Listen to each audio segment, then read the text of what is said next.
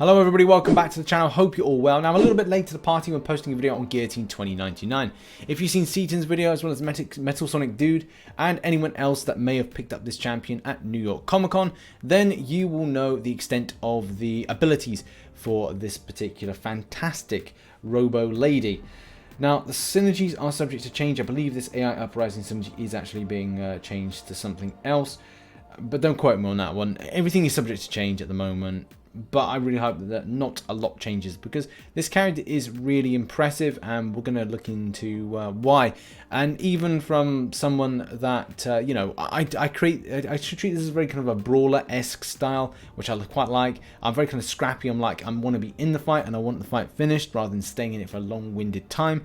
This is one of those characters. As soon as you hit a certain threshold for your combo meter, then you're rewarded with that quick burst of damage from the remainder, and you can even do some impressive numbers, especially if you remember to go off the L3. So you've got an enemy right to the kind of 1% area, you manage to hit in an L3, then you've got, if Guillotine uses the attack to knock out her opponent, their soul is digitized and absorbed, allowing her to start the next fight with 100 hits in her combo meter, which can mean, like, I'll give you an example in the fight you're going to see.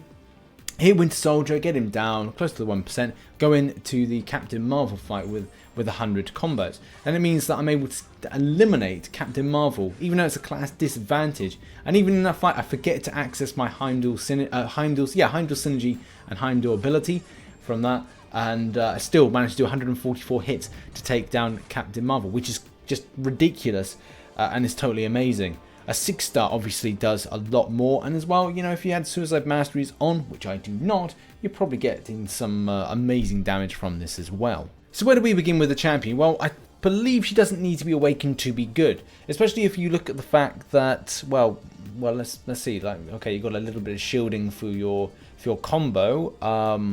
Yeah, okay. Also, while under the effect of combo shield, damage from incoming attacks excluding special 3 is capped at 10% of Guillotine's max health. So you're going to be alive longer for a good amount of time. And again, like, you don't need to have this awakened. I was like, oh wow, yeah, okay, awakened, yeah, that'd be really good.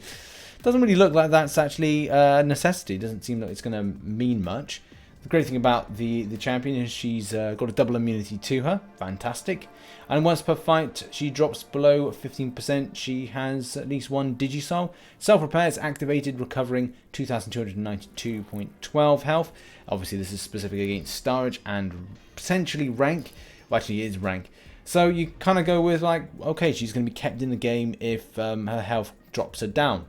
And obviously in the uncollected fight, you'll know that she's stacking a lot more health than normal based on the way the nodes are represented, which I think is actually a bug, funnily enough. There's also something, if you keep her stunned, that you kind of eliminate the getting of health. It's the same thing with, like, Ultron and the way that champion works. And obviously if you've got a Medusa on your side, then that's equally as helpful, it would seem.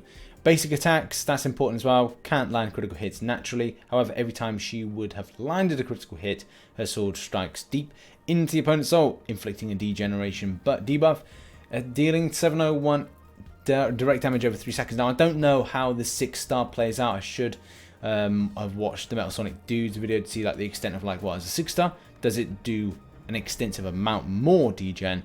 But still, 701 direct damage over 3 seconds. It does, and it is very much seen. The champion gets some persistent charges, which again is pretty cool. Begins the quest with 2 Digisouls, each providing plus 16% defensive power rate. Digisouls are refunded after each fight and can be spent to enhance the Guillotine sword on the pre-fight screen, and obviously we'll have a look at that in a second. And at the start of the fight, at least one Digisoul, she gains an armor up buff, granting a great armor rating. Again, if you've got an armor break champion, it's good to go up against, with Medusa being the key one. Moving now on to the pre-fight sword empowerment ability things. The fact is, these are pretty cool, and you can pick and choose what you would think is beneficial. Every 20th attack on the combo meter, get a critical. Yeah, that worked. It was quite cool. The crits aren't amazingly substantial on the L2. Well, obviously most champions are. This is all about debuff damage for this character. Also, you got Lifesteal, which again, you know, this is keeping back in the game a lot longer, and no wonder that she's going to be rated incredibly high, and people are going to go mad to get her, because she seems to have value in lots of different formats, whether or not this is even the usage of the L1, getting a bit of a power still. There's so many things of value with this character. Even there, medium attacks burn 5% of the opponent's current power. So you've got that, not to mention the fact that you've got the L1 where, as you can see, the final strike of this attack drains 20% of the opponent's current power per Digisoul, increasing to 40% per Digisoul if the attack doesn't make contact with the opponent. Well, you know, that's still pretty cool. There's lots of amazing things for this character. You've got the regen reversal, similar to the standard Guillotine, so it's good to see a balance there. We've also talked about the idea of the L3 being all about hitting close to about 1%, anything that's going to be the knockout blow, as is stated there. You got 100 hits in the next one, meaning the next fight is going to be a lot easier. Yeah, I am completely blown away with this character's effectiveness, and even though I'm not like playing it to be the best of the best, but you know, it is a thing.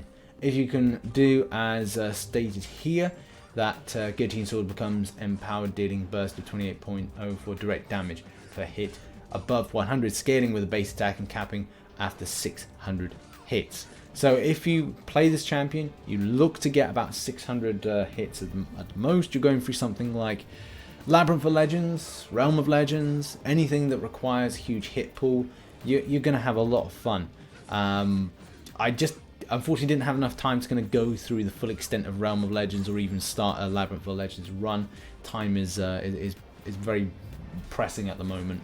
But it would have been something that would have been nice to kind of grind through. But the thing is, those videos are already out there at the moment. Seaton's done one, Melsonic Dude has done the extent of it. Huge combos going from fight to fight. If you can remember to do the business and just play it like a Star-Lord, then it's going to be great. But doing and utilizing the L3 at the right time is obviously the key strategy there to get good damage and quickly. Also, a bit of word of warning for those that are worried that they might get hit using the character. It is advised to look at your Digisouls and then look to put in a heavy attack in order to, well, just look after yourself, preserve it. You get combo shield passive lasting indefinitely, max stacks of 2 plus an additional 2 for every Digisoul when struck. And obviously when you do get struck, a combo shield is removed. And there's times where, you know, whilst I was testing this character, that I was like, oh damn, I've got hit. Oh, it probably would have been best for me now to do a heavy attack and work with those Digisouls in order to make sure that I keep that combo longer. So yes, Guillotine 2099 at rank 3, great champion, especially at rank 3. If we had a rank 4, rank 5 version, I'm sure that it would be a lot stronger. And as well, obviously, as we've seen with the 6 stars in Seaton's video and Metal Sonic Dudes, they obviously showcase a fantastic champion at higher levels and at higher starage rating and rarity. And now, the synergies wise, there's not really much to write home about. There's not a huge amount that are really open, apart from our shared curse and AI uprising. That's about it. That's the extent of what you're going to see there. In the future, I hope there's a lot more. But you know, you've got Warlock in there if you were creating a nice synergy group or a questing group. And I probably will try and squeeze out another video looking at the abilities of Guillotine with Guillotine 2099, as well as the old type of god tier, goddess grinding video that we did a while ago. So I'll try and give that a little bit of a test and see where we get on from there. And this Morningstar now could become a lot more useful based on plus 20% critical damage per captured soul. Maybe, maybe not. I haven't seen a huge amount of people ranking up Morningstar with a lot of like key new champions being put into the game. But I could be wrong on people's thought processes behind their rank up decisions. Guillotine 2099, yeah, a champion I think a lot of players are going to go for, but I don't know with how she'll fare in the coming arena. But yeah, fantastic. The Star-Lord 2.0 maybe, yeah, of course. Vibes of Aegon, of course, and huge amounts of debuff damage, which seems to put in an original light. So up to you whether or not you feel you want to get her. And yeah, thank you very much for watching, and I'll see you in the next video. Bye bye for now.